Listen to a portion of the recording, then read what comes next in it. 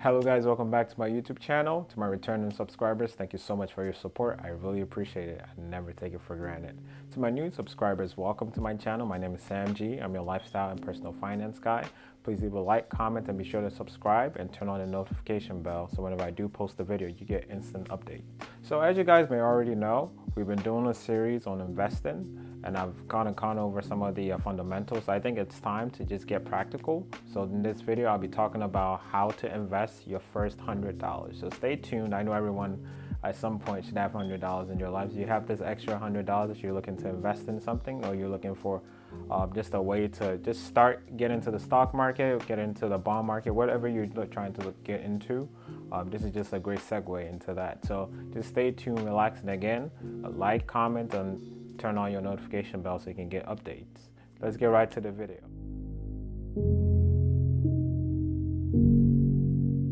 Now, the first thing you should do before you even think about investing is to start an emergency fund.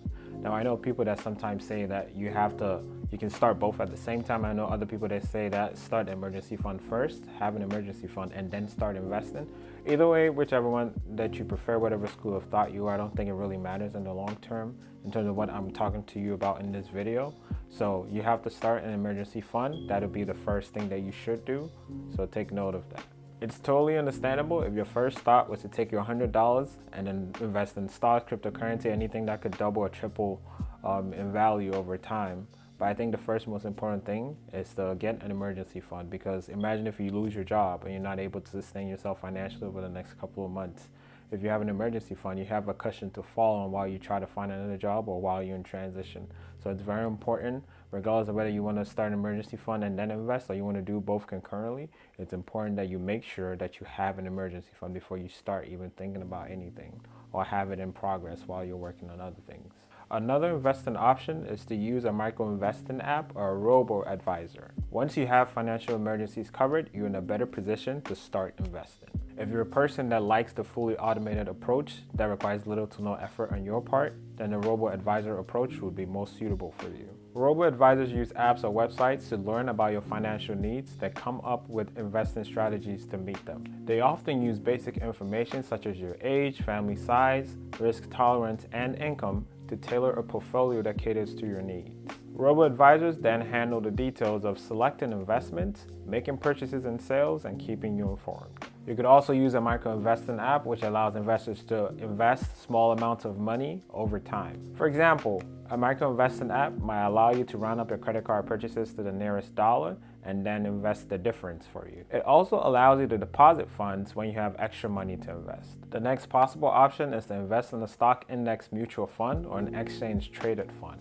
When you invest in a stock index mutual fund, you buy a piece of every company that exists in that index. What this basically means is that if you invest in, say, the S&P 500 ETF, you're actually buying a piece of every company, which is about over 500 in that S&P index. You're buying a piece of that company, a fractional share, for the lack of a better term. When you invest this way, you get instant diversification and an investment which has a long history of being fruitful. You can choose from a wide variety of stock indexes, ranging from the S&P 500 to more specialized ones such as the Vanguard to the Fidelity Trust ETFs. So there are a lot of them out there. You just have to look at which ones and which sectors you're most interested in, and then just make a decision from there as to whether you want to invest in that particular index fund.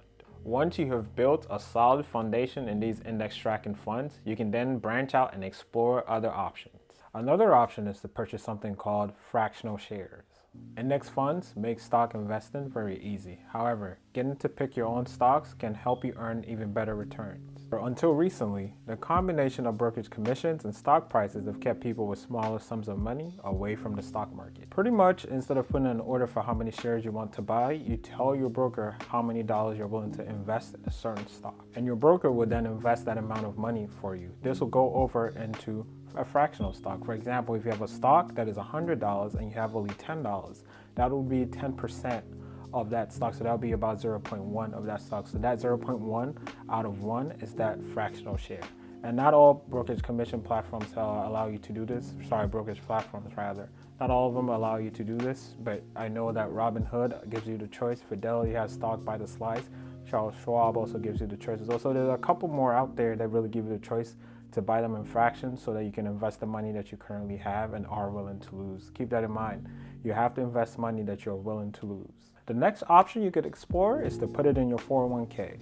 Every dollar you contribute to your 401k is considered a pre-tax contribution. This means that you're not going to be paying income tax on that dollar in the year that you contributed to that account. Better yet, your investments will continue to grow tax-free until you start taking distributions when you retire. 401ks are very beneficial if you have an employer that has a matching program where they match a certain amount of which you contribute to the account. I know some have a 3% match, some have a 5% match, others go as far as a 6 or 10% match. So you would definitely want to explore that with your employer. If your employer does not have a matching program, you could also always just open a solo 401k account. You won't get any of the money that you get from your employer, but it's still worth it because you still have those tax advantages and those tax benefits that will help you out in the long term. So you should definitely still take a look at that, whether you have an employer matching program or not. Your final option for this video is to open an individual retirement account, also known as an IRA. If you have an extra $100 to invest and you want to go beyond your company's 401k, opening an IRA, whether it's traditional or Roth, is a great way to invest some additional money, which has even more tax advantages that we will talk about shortly. An IRA is a great way to turn small sums of money into a nest egg over time. For instance, let's say every month you have $100 to spare and you throw it in an IRA. Based on the S&P 500's historical performance, that $36,000 would be nearly $180,000 by the time you near retirement. This is the power of compounding gains over time. With a traditional IRA, you gain similar tax benefits as you would with a 401k by cutting down your taxable income each year you contribute to the account while growing your nest egg with the compounding gains that we talked about a little earlier. With a Roth IRA, you get the same tax benefit growth as you would with a traditional IRA. However, instead of lowering your taxable income each year you contribute to the account, the funds you have in a Roth IRA when you near retirement are 100% tax-free. Thank you guys so much for tuning in today. That's it for today's video. If you liked it, please leave a like, comment, please subscribe, please send it to your friends, send it to your dads, your moms, anyone that is interested in personal finance and lifestyle, please share it with them. I would really appreciate that. And then just hit the notification bell so whenever I do post a video, you get instant updates. I have more content coming for you guys. I'm very excited in the next coming weeks and I hope you're excited too. So please just leave a comment. Any questions, anything you want to add, please just leave it in the comments. You can add me on Instagram at Kofi Keys. You can also add the finance page, Sam G Finance on Instagram as well. So you please check that out as well, see what you think about it. Take care guys, and I'll see you in the next video. Peace out.